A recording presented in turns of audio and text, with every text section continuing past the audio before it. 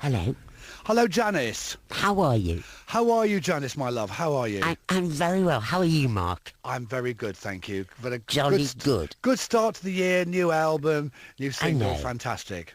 Which is brilliant. I've just played Chaos from the album being Chaos and a Dancing Star, came out last Friday. And you have to have chaos in your life to give birth to a dancing star. That's something I learned at school. It is, it's true. I think out of struggle and chaos comes creativity. And I thought, I love this quote. It's from a quote by Friedrich Nietzsche, who's a very intellectual sort of philosopher and writer. And yourself. And I mean, don't ask me to talk about Nietzsche. It's all beyond me and everything. I'm not qualified for that. But I just love this saying. It's you've got to have chaos within yourself to give birth to a dancing star. And I always take that to mean that out of struggle comes something creative. Yeah. You can make something that's bigger and grander than yourself. Out of so it's out of chaos comes order. So I really love that saying. But also, I'm the dancing star, Janice, dancing through the chaos, dancing through my life, and dancing through the chaos of the world and of my life. But you have positivity. You have hope. I have hope and positivity. Always hopeful, always positive. But it's that thing people always say, you have to, hit the bottom and then come back up to the top, don't you? I mean, don't mean you, but generally we all have these moments. Well, I think my career has been pretty much a roller coaster ride, I think, in many ways, and it's been, from huge highs and huge lows, and it's been great the past few years. Actually, I have to say, I felt I've been on this new renaissance and golden age because I've just had one great creative thing after another. I get offered loads of fantastic stuff, and I'm always looking for things that can challenge me and do new. I mean, I could rest on my laurels and sit in the armchair. I'm lucky enough to have an album's worth of greatest hits, so I could go out and play that forever, and everybody would be really happy. But I like to, as well as doing that, I like to always give myself these difficult challenges and obstacles to overcome. I like doing these one-off special concerts. I'm doing a concert in a couple of weeks with Chris Braid at the Festival Hall, who co-wrote and produced a lot of my recent material for me, and that means learning new songs all the time, working with new musicians, working with new people, always challenging myself, and that's what keeps you young and keeps you vibrant, I think. Well, I think being stretched as well, always learning, is exciting, isn't it? Always learning. I think I can always be a better performer. I mean, I never have that feeling where I think whenever you go on stage, you've got to just feel a little bit nervous, because if you don't, sometimes, I mean, I could do the summer festivals, where you go out and do lots of hits and things like that, and all that's easy because the audience just sing all the tracks anyway. They sing them all, and I could just sort of sit there on a chair really, but that's kind of your comfort zone. That's like getting your comfortable pair of slippers on, isn't it? But you've got to put on a new pair of heels, haven't you? You've got to get out, stick on a new pair of heels, and go out dancing on a new pair of heels, and so I think it's important to always stretch yourself, always learn how you can be a better singer, a better performer, and work with new people, exciting people that can maybe bring something new to your experiences. I have now got this image of you sitting in a chair. I am actually. In a smoking jacket. I'm sitting in an armchair, actually. How did you? Yeah, that's amazing. Have you got I'm actually sitting against a big pair of orange velvet cushions, and I'm sitting in a comfy black leather sofa at the moment. So I think that's a perfect mix: a black leather sofa with some orange velvet cushions. I think that's quite me, actually, isn't it? So. No, but I can see you doing that on stage as well and being very dramatic. I can see myself sitting in a black comfy chair and a pair of velvet cushions on stage as well. But whatever happens, with high heels. I've worn Cuban heels for 40 years. I've now got ankle problems now. But I just think for 2 hours you have to suffer with pain, don't you, on stage, to kind of put your Cuban heels on, and you can do your hobbling afterwards, can't you, really? And your bad knees and your bad hips and everything else that Cuban heels give you. I've got all of those things, Janice, but I still keep wearing those Cuban heels. Fantastic. You have been so close to death. You came through, thank God. But is mortality something you think about? Well, certainly on this record, I think, because I think you do a lot. Yeah, it's a lot. It's a lot of nods toward mortality. Songs like Cherry Tree on the example. One by one, we fall away from the cherry tree. We do. And it's a bittersweet song, and I'm into this thing of, because I really study druidry and kind of pagan things and things like that, and I love things like that, and I love this idea of people planting trees. I think that's a great thing. Everybody should plant a tree, and I love the whole idea of the cherry tree. I once read somebody I know that they bought a cherry tree so they could be buried underneath it. And so I think that's where I'd probably like to end my days, with my pet crow under the buried under the cherry tree. I know that sounds a bit morbid, but I think that's quite a nice thing, to think that you're part of nature and part of a cherry tree. We'll take a break for some more music. This is Fighting a War, which really, to me, and forgive me if I got it wrong, but I can hear the Four Tops vibe in there. Tamla, meeting Kasabian, Edwin Starr, Billy Ocean. I think you're absolutely right, actually. It's very much a feel of that. I love that kind of soul, that kind of, it's that kind of, whoa, what is it good for? That kind of thing, that feel. And it's just this, as you get older, you kind of always, I don't know about you, but I'm kind of always fighting a war with myself every day, really. I look in the mirror and it's a constant battle just to go out and be me.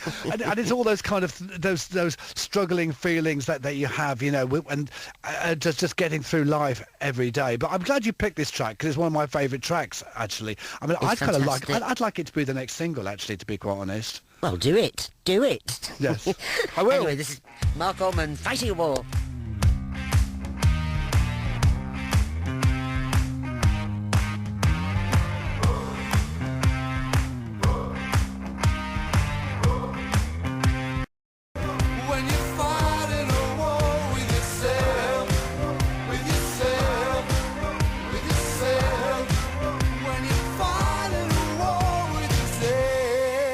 Marc Almond and Fighting a War. So, tell us about Giallo. Is it Giallo or how do you say that person's name?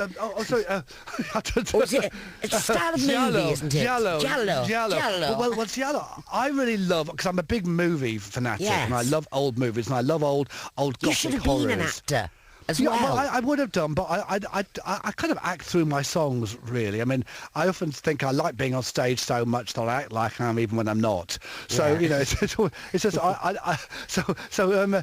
Giallo. It's a genre of Italian horror movies where they're very operatic, they're very stylized, lots of set in red velvet curtains with black leather gloves, and a hidden killer who often turns out to be a woman in disguise or something. So they're these genre of Italian horror movies that I really love. So I wanted to write a song with this. People go, what's Giallo? What was that? It actually means yellow in Italian, and it's named after that because these old kind of horror pulp books they used to bring out of like horror stories in Italy and things, and they named the genre of horror films after these old pulp sort of books, the yellowing paper of these pulp books, whatever. Anyway, but it's a very dark song that's an operatic gothic song, and I think I brought out my inner goth out in this album again that's been subdued for too long. The inner goth has come out again in Chaos and a Dancing Star.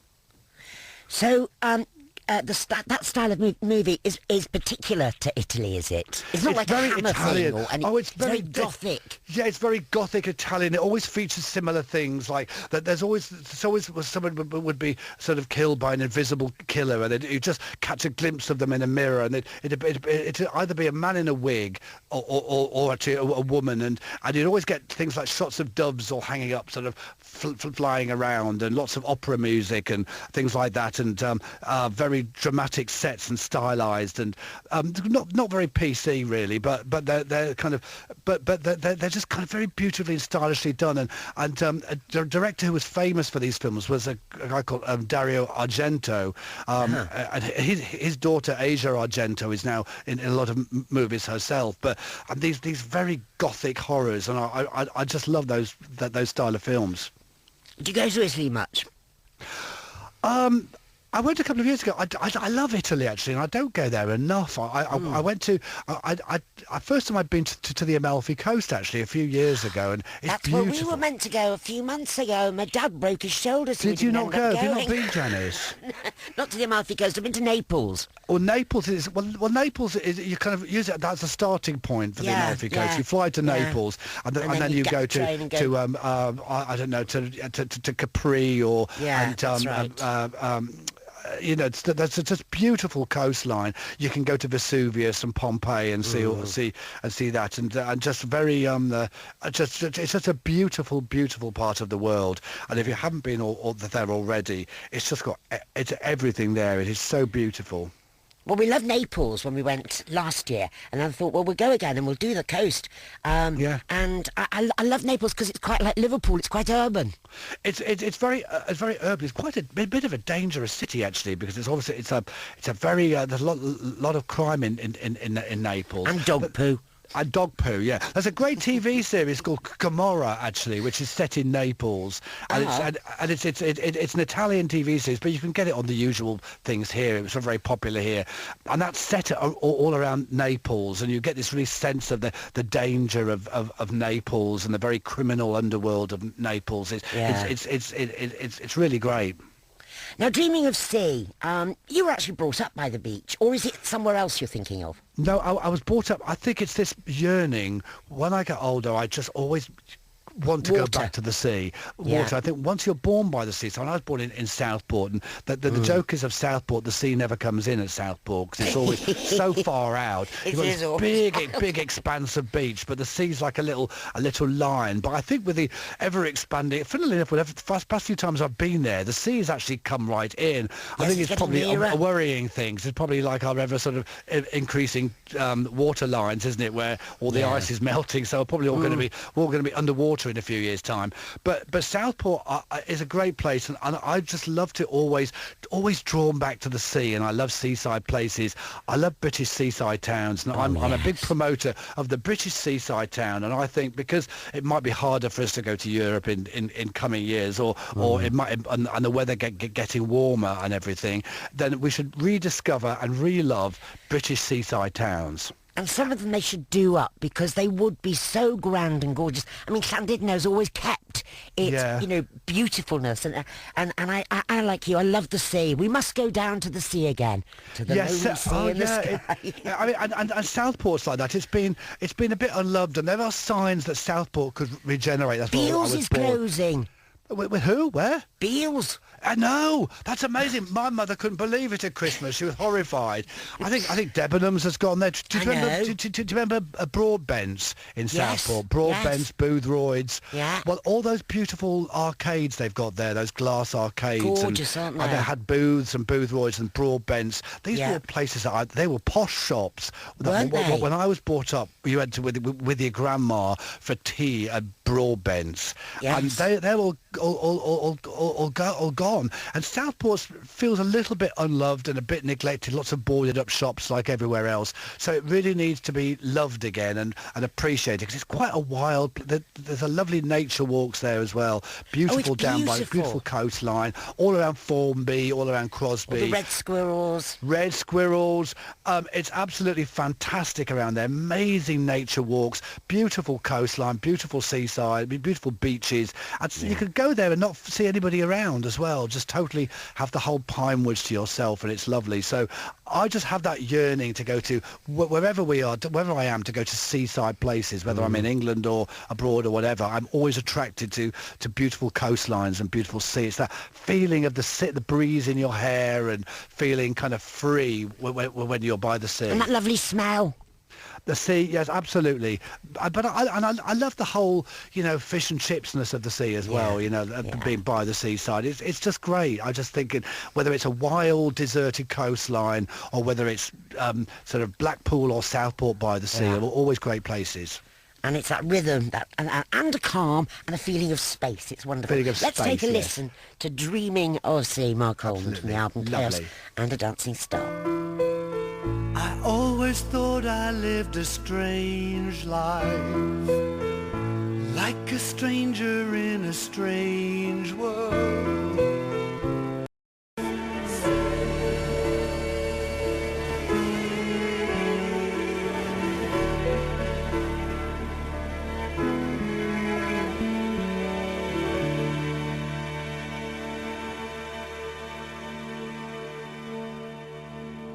Dreaming of Sea, Chaos and a Dancing Star is the album. My guest is the mighty Marc Almond. And When the Stars Are Gone, is this your climate change song? Well, I think there's lots of little hints of that throughout the album, and I think you can't really be in the world these days without noticing what's going around you and being affected affected by it. And I think it is, in a way. I think a lot of some of these songs on the album, I look at them as like apocalyptic love songs in a way, because they're set in this sort of maybe apocalyptic settings, but they kind of have a huge kind of romantic, and it's this pagan feeling that I really love. Getting back to love the earth, because I'm very much a city person. I've always been in love with cities and written about cities, and I found I've changed a bit over the years, because I love animals and nature, and I support lots of wildlife things, and I'm quite excited because Winter Watch is back on the telly again. So that Spring Watch, I get excited about things like that, and so I love that celebration of getting to love the earth again, and that's why I think everyone should plant a tree. I think it's an excellent idea. And what I often do for people's birthday presents or Christmas presents, I will give them a tree. A tree, absolutely. Tree. You plant it in a tub in your backyard or whatever, just plant a little tree, preferably a cherry tree, because they're always beautiful. Yes. But I think plant more trees. That's what I think. We'll save the trees and save Southport. Save the trees and save Southport.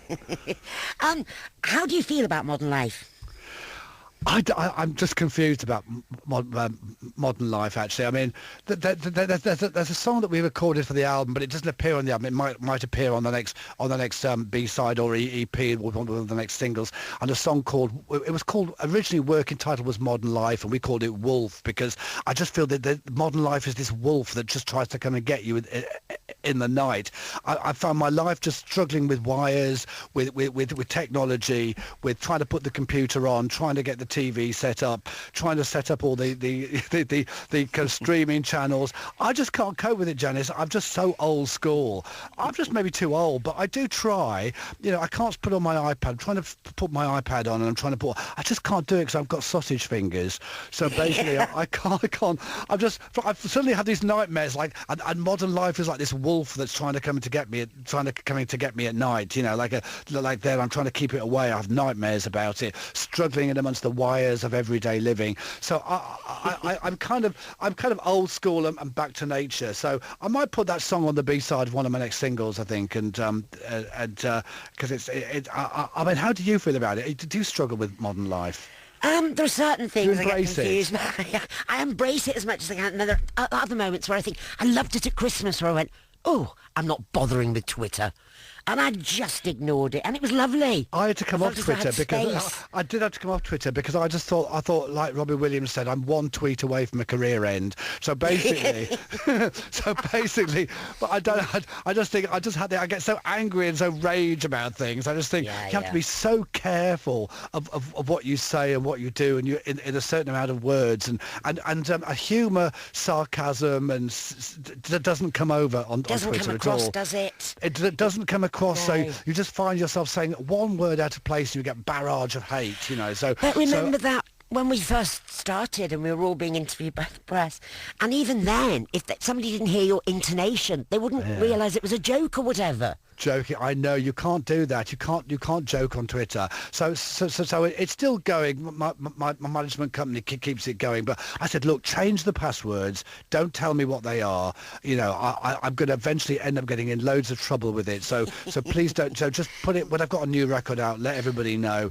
But I stick to things like social media. I love Instagram because Instagram is a visual thing. It's photographs, and basically I just do my Instagram to remind myself what I've done a couple of weeks ago, because I just can't remember what I did. So I can scroll back over my Instagram wall, and I think, well, a year ago I was doing this, and a year ago I was doing that. So it's just for my own sort of it's to keep the kind of the sort of dementia at bay, really, sort of to remind myself who I am. And but it's a much more kinder, creative place, I think, in Instagram, and I like people's photos. Do you go out much? I used to be a nightclub person, but of course that's kind of goes by with the ways. I'm usually an early to bed. Can I get up so early? I think that's quite an old thing, isn't it? With like you always, when your mum always used to get up at like 5 o'clock in the morning and think, I'm lying in bed till like 10 o'clock, and then but now you find you're the person getting up at 5 o'clock in the morning, and you're in bed by 10. You know, so I don't go out. I love the theatre. I love films. I love going out. I love going out for dinner. Actually, I love going out just for dinner and chatting with friends and seeing friends. I like doing a little more special events. I like things that finish at no later than 11 o'clock. And is that all in central London, or will you travel for anything like that?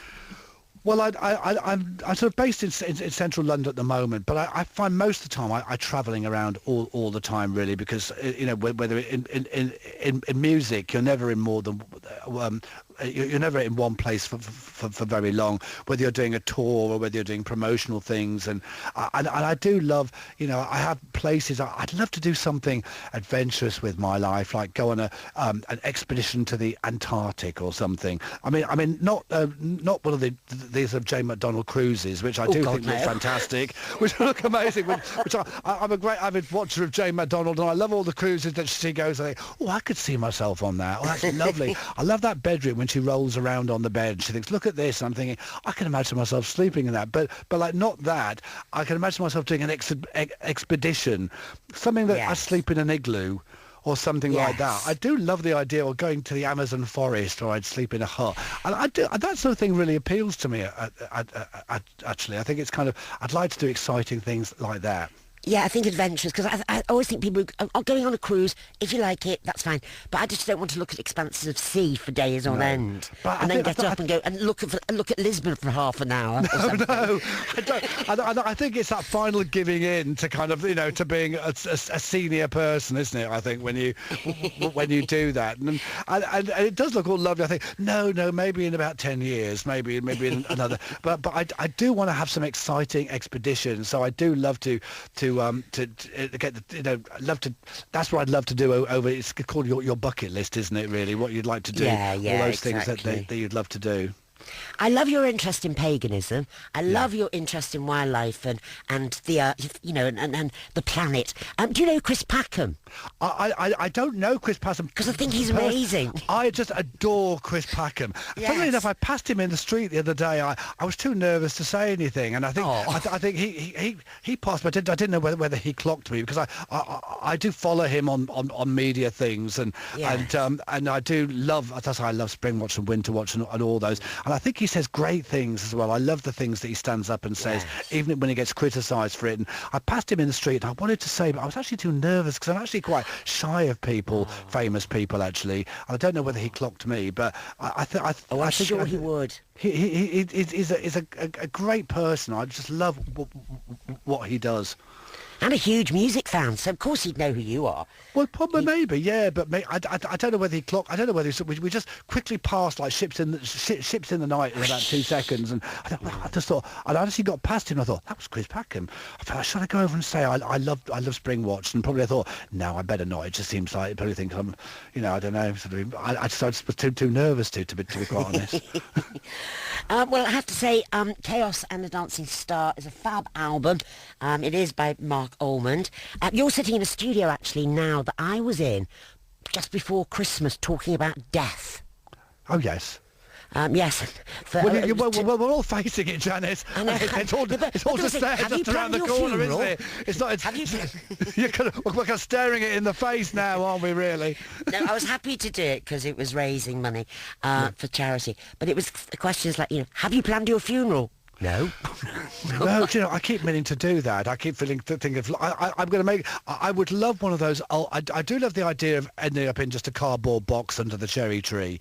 I think that Barbara Cartland did that actually. Barbara Cartland, she said, "Bury me in a cardboard box under a cherry tree." I mean, not that that inspired me to do that, but I think it's a good way of going back to earth again. But I do love all these things that have these what I call the East End funerals. You know, where they have like like Oh, horses yes. and carriages with the whole shebang. And Procession, and yeah. I pick all these really miserable songs because I really just don't want anyone being happy at my funeral. I don't. People say, "Oh, let's play some happy songs." I don't want that. I want everybody weeping and wailing and crying and being in loads of grief. So I just want to pick the most emotive songs I could possibly think of, and probably record a video. Say, if you're watching this, I'm dead, and everything. I just like to say that I say all these things. So I'd like to be there in spirit anyway at my own funeral and sort of stage manage it. You'd be on the black leather sofa or chair With the orange velvet cushions, yeah. You're so dramatic, Mark. I love it. I try to be. Look, you pick the final track from Chaos and the Dancing Star. It could be, Lord of Misrule. Banqueting music. Let's do Lord of Misrule, Janice, because Ian Anderson, It's dark. Jethro Tull, he gets it. He gets just some amazing flute on Lord of Misrule, and so let's end off with Lord of Misrule because I think that's a kind of it's one of my favourite tracks from the record. Brilliant. Well, I'm happy to do that. Happy to talk to you, and lots and lots and lots of love, Mark. Thank you, Janice, and lovely to talk to you always. All right, you take care. Bless you.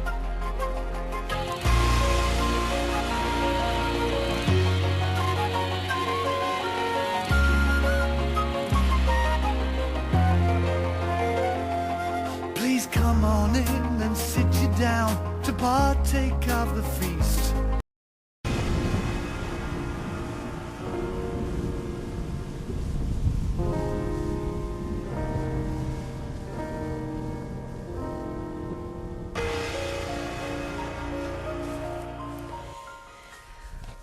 What an epic to end on, and that's Marc Almond, and thank you very much indeed. That was Lord of Misrule, by the way, and he's always good value, isn't he? He's always got tales to tell. And Roger in Cardiff says, Mark, love your stuff. Why not dust down the lyrics of Bedsitter Land and substitute with Brexit Land? You don't need to change the rest of the song. We should play that one night. Or Sex Dwarf, that's really good as well, isn't it? And this is Mark saying, Mark Reynolds, isn't he fab? I do remember this. Remember years ago when I went with you to London and you and him and Bob and Midge were judges. That's right, it was a Battle of the Bands competition, wasn't it? I think I compared now with the judges. But yeah, it was a good night. And then you and I dashed home through and stopped off at Oxford Services, if my memory serves me well. But Marc Almond, thank you very, very much indeed. A brand new comedy sketch show. A sketch show unlike any you've ever heard. It's Welcome Strangers, Featuring a band of quirky characters. off the coast of our land, in his bright yellow coat. A fisherman